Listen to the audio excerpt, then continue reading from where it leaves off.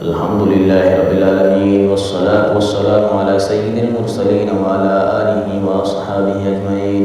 أما بعد، فأعوذ بالله من الشيطان الرجيم. بسم الله الرحمن الرحيم. والذي جعل الشمس ضياء والقمر نورا وقدره منازل لتعلموا عدد السنين والحساب ما خلق الله ذلك إلا بالحق يفصل الآيات لقوم يعلمون. صدق الله العظيم. আল্লাহ রাব্বুল আলামিনের কৃতজ্ঞতা প্রকাশ করি এবং নবী সাল্লাল্লাহু আলাইহি সাল্লামের শানে দরুদের নাযরানা পেশ করি সাল্লাল্লাহু আলাইহি ওয়াসাল্লাম। অতঃপর আজকের বিষয়বস্তু রমজানের চাঁদ দেখা নিয়ে। উক্ত আয়াতে আল্লাহ পাক রব্বুল আলামিন সূর্য ও চন্দ্রের সৃষ্টির মৌলিক রহস্য বর্ণনা করিয়াছেন। উক্ত আয়াতের তরজমায় সেই মহাজ্ঞানী যিনি সূর্যকে জ্যোতির্ময় এবং চন্দ্রকে আলোকময় করিয়াছেন, অতঃপর চন্দ্রের জন্য কক্ষপথ নির্ধারণ করিয়াছেন যাতে করে তোমরা বছর ও মাসের হিসাব সংখ্যা জানতে পারো। আল্লাহ পাক রব্বুল আলামিন বাস্তবে এটিকে নির্দিষ্ট কারণেই বানিয়েছেন। আল্লাহ পাক রব্বুল আলামিন তিনি তার আয়াত সমূহকে জ্ঞানবানদের জন্যই বর্ণনা করে থাকেন।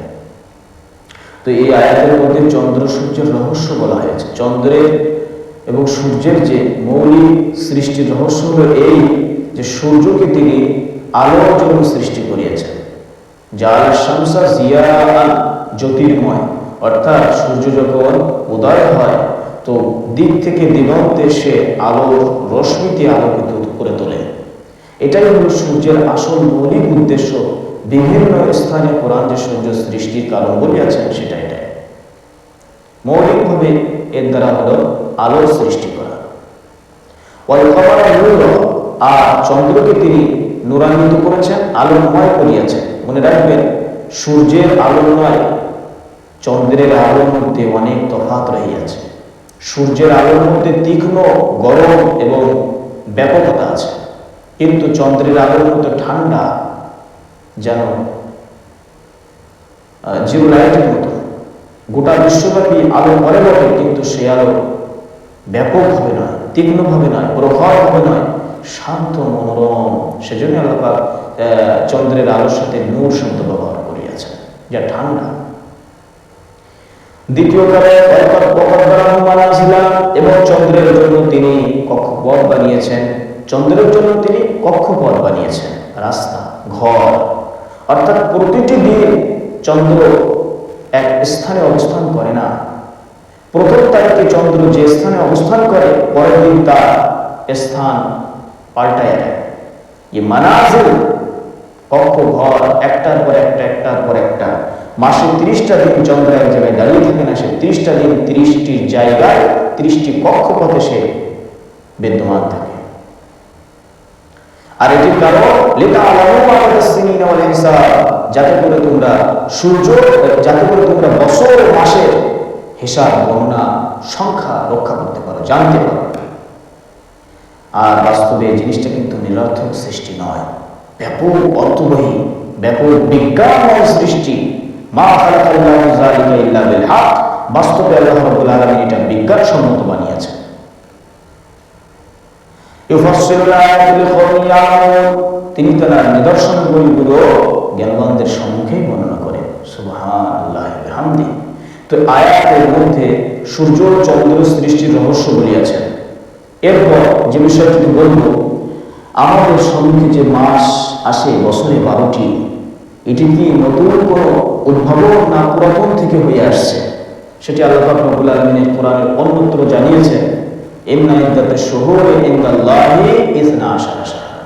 আল্লাহ পাক রব্বুল আলামিনের কাছে মাসসমূহের সংখ্যা 12টি। যেদিন থেকে তিনি আকাশ এবং পৃথিবীকে সৃষ্টি করিয়াছেন, সেই দিন থেকে এই কাজটিও তিনি নির্ধারণ করিয়াছেন। সুবহানাল্লাহি ওয়া বিহামদিহি।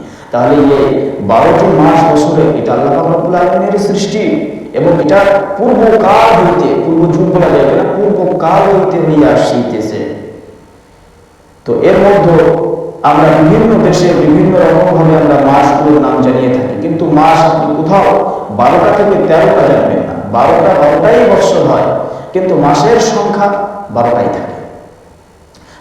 মাসের নাম বিভিন্ন হতে পারে, যুগ এবং দেশ, ভাষা দিক থেকে, ভাষাগত দিক থেকে, আবহাওয়ার সিস্টেম দিক থেকে মাসের নাম আলাদা হতে পারে। এটা সম্ভব, কারণ আল্লাহ পাক রব্বুল আলামিন তো একাত্রিক ভাষা সৃষ্টি করেননি, তিনি তো বহু ভাষা সৃষ্টি করেছেন। তো বিভিন্ন ভাষায় বিভিন্ন রকম মাসের নাম হলে এটাই বাস্তব। তো মাসগুলোর আসল নাম রাখার সিস্টেম হলো সেই দিকে বা সেই দেশ ও রাজ্যের আবহাওয়ার দিকে লক্ষ্য করে মাসের নাম রাখা হয়। এখন চন্দ্র মাস হলো ইসলামী মাস। চাঁদ থেকে যে মাসটি গণনা করা হবে সেটা ইসলামী।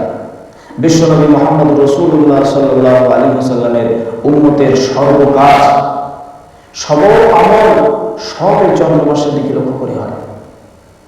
রমজানের রোজা, হজের মৌসুমের আমল বা বিভিন্ন রকম সব এই চন্দ্র মাসকে দেখে। তো এই চন্দ্র মাস হলো ইসলামী মাস। কিন্তু বড় দুঃখ আফসোসের বিষয় হলো হিন্দুরা বাংলা মাস খুব হেফাজত করিয়া রাখিয়েছেন, যদিও সেটা ইসলামের থেকে আবির্ভাব। মুসলমানদের শাসন আমলে বাংলা মাসের আবির্ভাব হবে সম্ভবত 9 হিজরিতে, কিন্তু তারা তাদের পূজা পার্বণের জন্য সেটাকে খুব হেফাজত করিয়া রাখিয়েছে। খ্রিস্টানরা তাদের খ্রিস্টীয় তারিখকে বিশ্বময় প্রচার করিয়েছে, কিন্তু বড় দুঃখ আফসোস ও পরিতাপের বিষয় মুসলমানরা তাদের ইসলামী তারিখকে ভুলিয়া গিয়েছে। শুধু বলে না, এমন ভুলিয়াছে যে তারা রমজানকে বাংলা মাসে কোন মাসে কত তারিখে হয়, ইংরেজি মাসে কোন মাসে কত তারিখে হইবে তাই খুঁজেছে। অর্থাৎ আরবিকে তারা বাংলা ইংরেজির মধ্য হইতে খুঁজিতেছে, তাদের নির্দিষ্ট কোনো তারিখ জানা নাই। এটাই হলো বর্তমান মুসলমানদের অবস্থা। কিন্তু বড় আফসোস, বর্তমান যুগে সে আবহমান কাল থেকে আজও এবং বর্তমানে এই চন্দ্রের দিকে লক্ষ্য করে চন্দ্রের ক্ষেত্রে পূর্ণিমা ও অমাবস্যার মতন বৃহত্তম কাজ এই চন্দ্র দেখেই হয়। অর্থাৎ চন্দ্রের শেষ দিন হলো অমাবস্যা, আর চন্দ্রের 14 তারিখ দিবাগত রাত হলো পূর্ণিমা। এত বড় মহাবিজ্ঞান হইতে মুসলমান বহু দূরে ঘুমায় আছে, নিজেদের সম্পদ খুঁজে পায় না। যাই হোক, হাদিসে এসেছে নবী করিম সাল্লাল্লাহু আলাইহি ওয়াসাল্লাম বলিয়াছেন যে তোমরা শাবান মাসের তারিখকে হেফাজত করো, কারণ এটি তোমাদের জন্য রমজানের প্রস্তুতি। রমজান আসার পরে তোমরা যেন তাতে কোনো বিঘ্ন না ঘটে। তোমাদের ইবাদত রমজানের রোজা ফরজ আইন, যেটা ইসলামী পঞ্চভীতের মধ্যে একটি ভিড়, রমজানের রোজা রাখা ফরজ আইন, এটা ঈমানের একটি অঙ্গ। অর্থাৎ রোজা রাখতেও হবে, এটাও ফরজ, আর রোজাকে যে ফরজ এটা বিশ্বাসও করা ইসলামের অন্তর্ভুক্ত। এজন্য রমজান মাস আসার আগে থেকেই আমাদের প্রস্তুত হওয়া উচিত। চন্দ্র তারিখ হিসাব রাখা দরকার। এবং আল্লাহ পাক রব্বুল আলামিন উত্তরে বলেছেন যে ফামান শাহিদা মিনকুম শাহরা ফালিয়াসুম, যে ব্যক্তি রমজানের চাঁদ দেখিল সে যেন অবশ্যই রোজা রাখে। তো এখানে চাঁদ দেখার প্রতি জরুরি বর্ণনা করা হয়েছে, ফালিয়াসুম, অবশ্যই যেন সে রোজা রাখে। তাহলে অবশ্যই চাঁদ দেখিতে হইবে। তাহলে চাঁদ যখন দেখা লাগবে তখন আগে থেকেই প্রস্তুতি হইতে হবে। 29শে শাবানের রাতে খোলা ময়দানে গিয়ে চাঁদের জন্য অপেক্ষা করা দরকার। আর যদি 29 তারিখ পার হয়ে যায় তাহলে তার অপেক্ষা নাই, 30 তারিখ হয়ে গেলে পরের দিন রমজানের 1 তারিখ পড়বে, এর মধ্যে কোনো সন্দেহ নাই। তো 29 তারিখে অবশ্যই খোলা আকাশের নিচে গিয়ে চাঁদের জন্য অপেক্ষা করা মুসলমানদের জন্য জরুরি। আর মনে রাখবে, দেশ ও রাজ্যের জন্য কিছু সংখ্যক পরহেজগার মুসলমানদের চাঁদ দেখায় রমজান মাস পড়িয়াছে, রোজা রাখতে হবে যথেষ্ট। অর্থাৎ কিছু সংখ্যক মানুষ যদি সাক্ষ্য দেয় যে তারা চাঁদ দেখিয়াছে, তাহলে গোটা জাতি, গোটা দেশবাসী ও রাজ্যবাসীর জন্য রোজা রাখা ফরজ আইন।